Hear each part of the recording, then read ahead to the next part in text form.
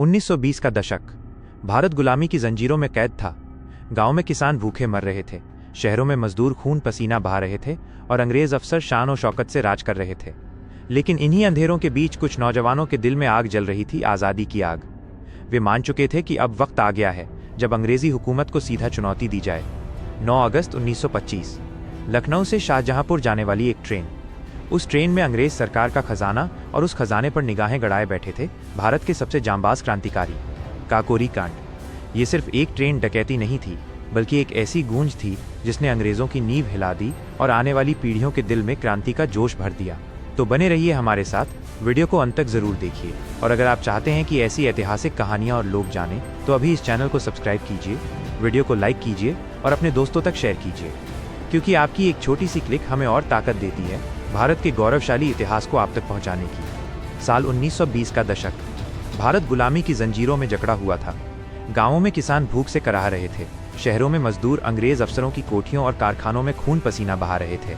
चारों ओर अन्याय, अत्याचार और अंग्रेजी सत्ता का जुल्म छाया हुआ था। लेकिन इन्हीं अंधेरों के बीच कुछ ऐसे नौजवान थे जिनकी आंखों में सपना था, आज़ाद भारत का सपना। उनके दिलों में सिर्फ एक ही ख्वाहिश थी, अब और नहीं, अब अंग्रेजी राज को मिटाना ही होगा। बनता है एक गुप्त संगठन। कानपुर, बनारस, शाहजहांपुर और लखनऊ जैसे शहरों में एक एक कर नौजवान एक गुप्त संगठन से जुड़ रहे थे। ये संगठन था हिंदुस्तान रिपब्लिकन एसोसिएशन, HRA। इसका उद्देश्य साफ था, अंग्रेजों की नींव हिलाना और जनता को ये एहसास दिलाना कि अब क्रांति दूर नहीं है। इसी संगठन में शामिल थे राम प्रसाद बिस्मिल कवि, लेखक और जांबाज क्रांतिकारी, अशफाक उल्लाह खान साहसी, हसमुख और दिल से अपने दोस्तों के साथी, चंद्रशेखर आज़ाद जिनका नाम ही उनकी पहचान था, राजेंद्र नाथ लाहिड़ी, रोशन सिंह, ठाकुर रोशन लाल और कई और नौजवान। उनकी हर बैठक एक रहस्य की तरह होती। बंद कमरों में धीमी रोशनी में, चारों ओर खामोशी और बीच में रखे नक्शे जिन पर वे अपनी योजनाएं बनाते। पैसों की समस्या। क्रांति के लिए जोश तो था, लेकिन जरूरी था हथियार, और हथियार खरीदने के लिए चाहिए था पैसा। HRA के पास ना कोई फंड था, ना कोई अमीर मददगार। रामप्रसाद बिस्मिल ने साफ कहा, अगर हमें अंग्रेजों से लोहा लेना है तो हमें खुद रास्ता ढूंढना होगा, कोई हमें हथियार मुफ्त में नहीं देगा। इसी समय एक खबर आती है, हर हफ्ते लखनऊ से शाहजहांपुर जाने वाली ट्रेन में अंग्रेज सरकार का खजाना ले जाया जाता है। रेलवे के गार्ड और अफसर उस खजाने को साथ लेकर जाते हैं। अचानक कमरे में सन्नाटा छा गया, सबकी आंखों में चमक थी। चंद्रशेखर आज़ाद ने मुट्ठी भींचते हुए कहा, तो फिर तय रहा, हम इस खजाने को अंग्रेजों से छीनेंगे और उसी से अपने हथियार खरीदेंगे। खतरनाक योजना, ये आसान काम नहीं था। एक ट्रेन जिसमें पुलिस गार्ड, हथियारबंद सिपाही और अंग्रेज अफसर रहते, लेकिन इन नौजवानों के लिए डर नाम की कोई चीज़ नहीं थी। रामप्रसाद बिस्मिल ने पूरी योजना बनाई। जगह तय हुई काकोरी, लखनऊ से लगभग 14 किलोमीटर दूर एक छोटा सा स्टेशन। दिन तय हुआ 9 अगस्त 1925। ट्रेन तय हुई, नंबर 8, डाउन पैसेंजर ट्रेन। उन्होंने सबको जिम्मेदारियां बांट दी। कौन गार्ड को काबू करेगा, कौन खजाने का बक्सा खोलेगा, कौन यात्रियों को शांत रखेगा, और अगर जरूरत पड़े तो कौन गोली चलाएगा। एक दूसरे के लिए जान देने वाले साथी। उस गुप्त कमरे में जब योजना तय हुई तो सबने अपने हाथ जोड़े और कसम खाई, हम सब मिलकर ये काम करेंगे। अगर कोई पकड़ा गया तो बाकी उसका नाम भी नहीं लेगा, और अगर जरूरत पड़ी तो जान दे देंगे, लेकिन हार नहीं मानेंगे। अशफाक उल्लाह ने मुस्कुराते हुए कहा, दोस्तों, ये रास्ता मौत का है, लेकिन अगर मौत भी मिलेगी तो हंसते हंसते गले लगाएंगे, क्योंकि हमारी मौत से भी ये देश जागेगा। कमरा तालियों की गूंज से भर गया, हर चेहरा आग की तरह चमक रहा था। सस्पेंस का आगाज। अब सब तैयार थे, दिन गिनने लगे। हर रात उन्हें नींद से ज्यादा इंतजार था उस पल का जब ट्रेन काकोरी स्टेशन से गुजरेगी और वे अपने भाग्य को इतिहास के पन्नों पर दर्ज करेंगे। लेकिन अंग्रेजों की खुफिया एजेंसियां भी सतर्क थीं। कहीं से खबर लीक हो जाए तो सारा खेल बिगड़ सकता था। यही डर उनके दिलों में लगातार छिपा हुआ था। लेकिन क्रांतिकारियों ने ठान लिया था, जो होगा देखा जाएगा, लेकिन ये खजाना हम छीन कर रहेंगे। 9 अगस्त 1925 सूरज ढल चुका था। आसमान पर काली चादर फैल रही थी। दूर कहीं झींगुरों की आवाज गूंज रही थी। हवा में एक अजीब सी बेचैनी थी। लखनऊ से शाहजहांपुर जाने वाली नंबर 8 डाउन पैसेंजर ट्रेन पटरी पर दौड़ रही थी। आम यात्रियों की भीड़, परिवार, व्यापारी और कुछ अंग्रेज अफसर सवार थे। किसी को अंदाजा नहीं था कि ये सफर इतिहास का हिस्सा बनने जा रहा है। गुप्त तैयारी। अंधेरे में छिपे बैठे थे हिंदुस्तान रिपब्लिकन एसोसिएशन के जांबाज क्रांतिकारी। रामप्रसाद बिस्मिल ने अपनी जेब से घड़ी निकाली। रात के करीब 8 बजे थे। उनके चेहरे पर आत्मविश्वास था, लेकिन दिल में तूफान। सावधान रहना साथियों, 9 अगस्त 1925 सूरज ढल चुका था। आसमान पर काली चादर फैल रही थी। दूर कहीं झींगुरों की आवाज गूंज रही थी। हवा में एक अजीब सी बेचैनी थी। लखनऊ से शाहजहांपुर जाने वाली नंबर 8 डाउन पैसेंजर ट्रेन पटरी पर दौड़ रही थी। आम यात्रियों की भीड़, परिवार, व्यापारी और कुछ अंग्रेज अफसर सवार थे। किसी को अंदाजा नहीं था कि ये सफर इतिहास का हिस्सा बनने जा रहा है। गुप्त तैयारी। अंधेरे में छिपे बैठे थे हिंदुस्तान रिपब्लिकन एसोसिएशन के जांबाज क्रांतिकारी। रामप्रसाद बिस्मिल ने अपनी जेब से घड़ी निकाली। रात के करीब 8 बजे थे। उनके चेहरे पर आत्मविश्वास था, लेकिन दिल में तूफान। आज की रात आसान नहीं है। अगर हम सफल हुए तो आने वाली पीढ़ियां हमें याद करेंगी। अगर असफल हुए तो ये हमारी आखिरी रात भी हो सकती है। बिस्मिल की आवाज़ धीमी लेकिन तेज थी। चंद्रशेखर आज़ाद ने मुस्कुराते हुए अपनी मूंछों पर ताव दिया। भाई, मौत से डरने वाले क्रांति नहीं करते, जो होगा देखा जाएगा। अशफाक उल्लाह ने अपने दोस्त बिस्मिल के कंधे पर हाथ रखा। हम सब साथ हैं और आज़ादी की लड़ाई में हार का सवाल ही नहीं। सबकी आंखों में चमक थी। हथियार उनकी कमर से बंधे थे, हिम्मत उनके दिलों में बसी थी। ट्रेन की गड़गड़ाहट, दूर से आती हुई ट्रेन की आवाज़ सुनाई दी। छुप छुप छुप छुप। धुएं का बादल आसमान में फैलने लगा। क्रांतिकारी पेड़ों और झाड़ियों में छिपकर सतर्क हो गए। दिल की धड़कनें पटरी की आवाज़ के साथ तेज हो रही थीं। हमला शुरू। जैसे ही ट्रेन काकोरी स्टेशन से थोड़ी दूर पहुंची, एक क्रांतिकारी ने जोर से चेन खींच दी। धड़ाम। ट्रेन अचानक झटके से रुक गई। यात्रियों में खलबली मच गई। किसी ने खिड़की से सिर बाहर निकालकर देखा तो कोई डर से अपने परिवार को कसकर पकड़ने लगा। इसी बीच हथियारों से लैस क्रांतिकारी झाड़ियों से बाहर निकल आए। उनके चेहरे पर पक्की नीयत और आंखों में बिजली सी चमक थी। यात्री स्तब्ध। बिस्मिल ने ऊंची आवाज में कहा, घबराइए मत, हम किसी आम आदमी का नुकसान नहीं करेंगे। हमारा निशाना सिर्फ अंग्रेज सरकार का खजाना है। यात्रियों ने एक दूसरे को देखा। कुछ लोग सहम गए तो कुछ चुपचाप खड़े रहे। ये साफ था कि ये लुटेरे नहीं थे, ये देश के क्रांतिकारी थे। गार्ड से टकराव। ट्रेन के गार्ड और सिपाहियों ने बंदूकें उठाने की कोशिश की, लेकिन तभी चंद्रशेखर आज़ाद आगे बढ़े। हथियार नीचे रखो, वरना अंजाम बुरा होगा। आज़ाद की आंखों की तीखी चमक देखकर गार्ड कांप गए। कुछ ने बंदूकें छोड़ दी, लेकिन एक अंग्रेज अफसर ने गोली चलाने की कोशिश की। धाएं। अचानक गोलियों की गूंज हुई। अशफाक उल्लाह ने झपटकर उस अफसर को पकड़ लिया और उसका हथियार छीन लिया। हमने कहा ना, हमारी लड़ाई खजाने से है, खून से नहीं। खजाने की तलाश। अब सबकी नज़र खजाने वाले डिब्बे पर थी। वो डिब्बा लोहे की मोटी तिजोरी से बंद था। क्रांतिकारियों ने मिलकर उसे तोड़ना शुरू किया। लोहे की छड़ें, हथौड़े और हिम्मत, यही उनके हथियार थे। ठक ठक ठक। धड़ाम। कई बार की कोशिश के बाद तिजोरी खुल गई। सोने चांदी और नोटों से भरी पेटियां सामने थीं। एक पल के लिए सबकी आंखें चमक उठी, लेकिन तुरंत ही बिस्मिल ने कहा, यह खजाना हमारा नहीं, भारत माता का है। इससे खरीदे जाएंगे हथियार, ताकि आने वाली पीढ़ियां आज़ाद सांस ले सकें। सस्पेंस और तनाव। लेकिन तभी अचानक ट्रेन के पीछे से सीटी की आवाज़ आई। शायद कोई यात्री भागकर अंग्रेज चौकी को खबर देने गया था। खतरा अब बढ़ चुका था। बिस्मिल ने आदेश दिया, जल्दी करो, जितना उठा सकते हो उठाओ और चलो। सभी क्रांतिकारी पेटियां और थैले लेकर अंधेरे में गायब हो गए। कुछ यात्री खामोश खड़े थे, कुछ की आंखों में आंसू थे, लेकिन उन आंसुओं में डर से ज्यादा गर्व था। भागते हुए क्रांतिकारी, जंगल की राह, अंधेरी रात, हाथों में खजाना और दिल में आग। हर कदम पर उन्हें पता था कि अब अंग्रेज उनका खून पीने को पीछे पड़ेंगे, लेकिन वे हंसते हुए आगे बढ़ते रहे। चंद्रशेखर आज़ाद ने कहा, आज हमने अंग्रेजों की जड़ हिला दी, अब देखना कैसे कांपेंगे ये फिरंगी। अशफाक उल्लाह ने आसमान की ओर देखकर कहा, ऐ खुदा, अगर हमारी जान भी चली जाए तो कोई गम नहीं, बस इतना हो कि ये खजाना भारत की आज़ादी में काम आए। काकोरी की रात बीत चुकी थी। सुबह होते ही खबर आग की तरह फैली। अखबारों की सुर्खियां चीख रही थीं। लखनऊ से शाहजहांपुर जाने वाली ट्रेन पर क्रांतिकारियों का हमला, सरकारी खजाना लूट लिया गया।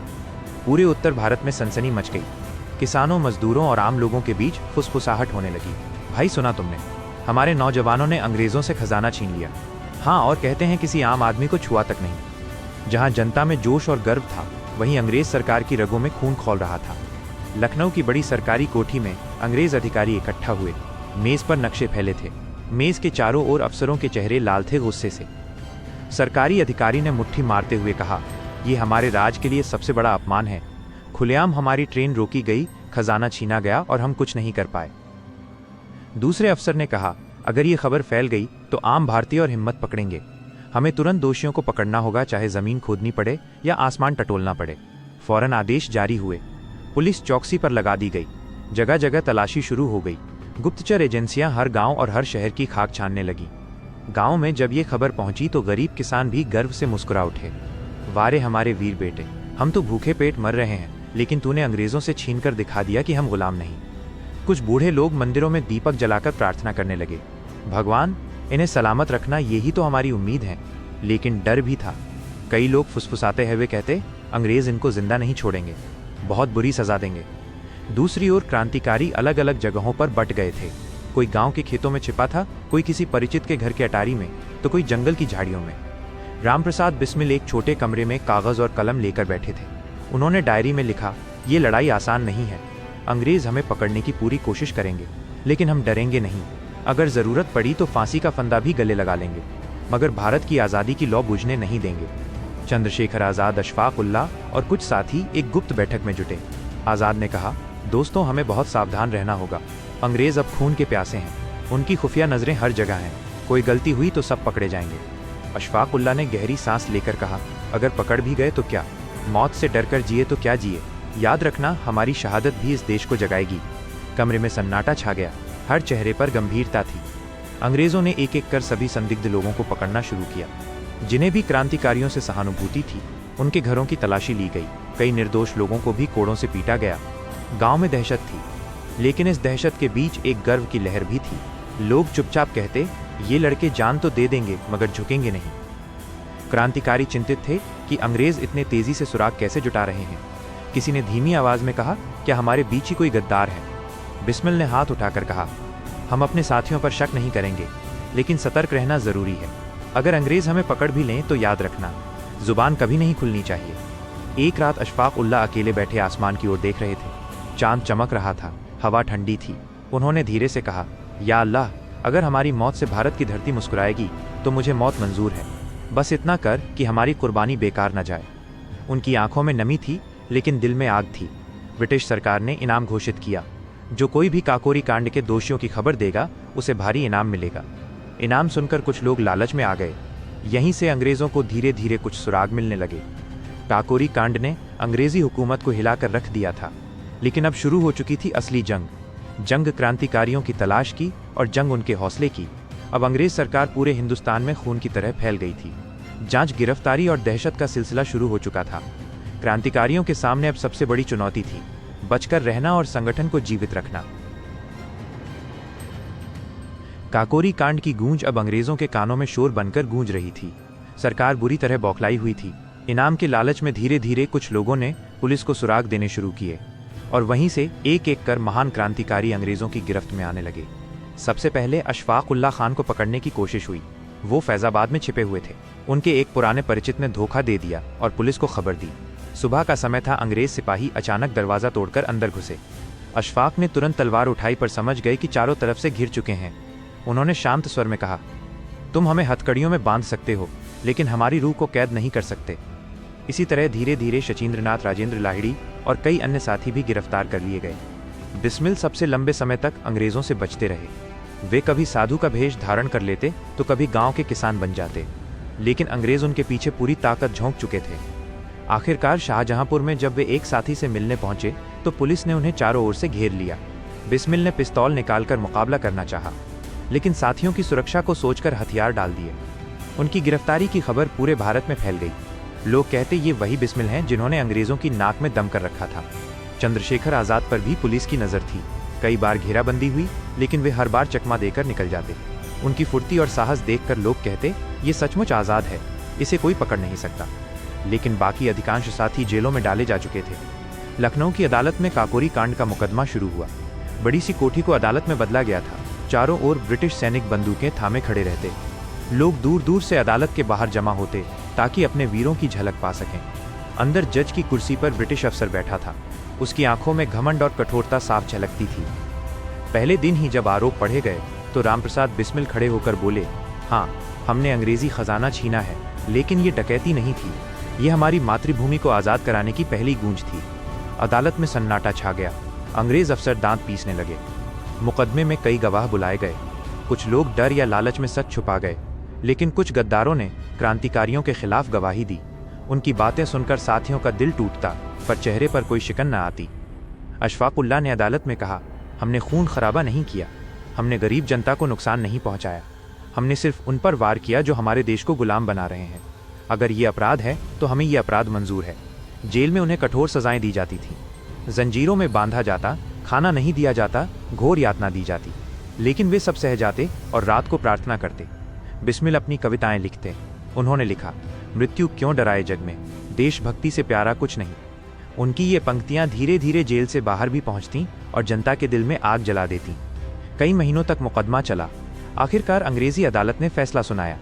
रामप्रसाद बिस्मिल, अशफाक उल्लाह खान और राजेंद्र लाहिड़ी को फांसी की सजा दी गई।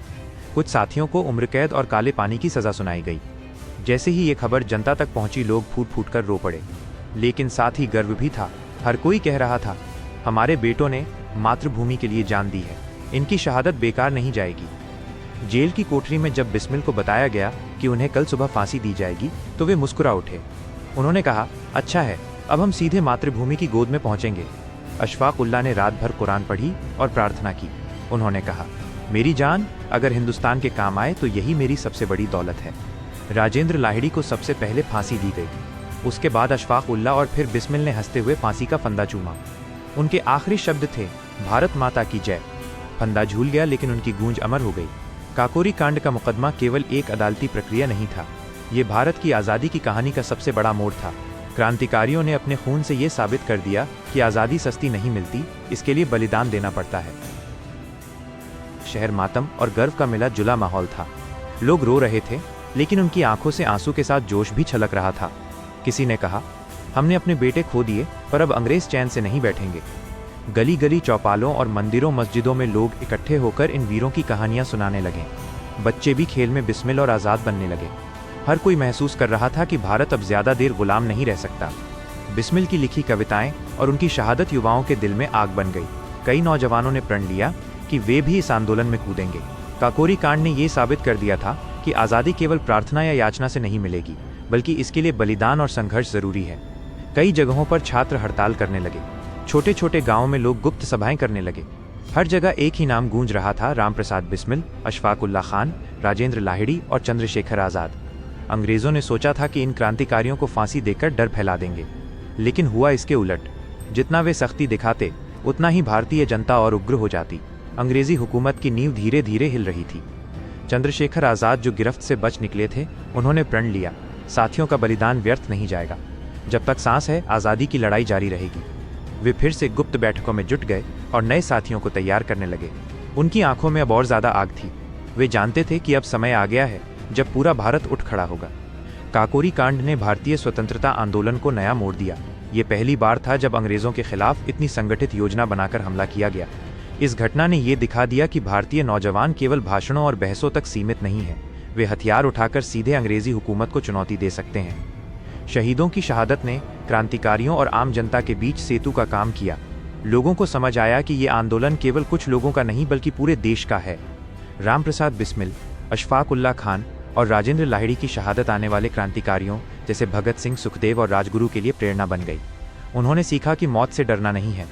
अगर मातृभूमि की आज़ादी के लिए प्राण भी देने पड़े तो हंसते हंसते देने चाहिए।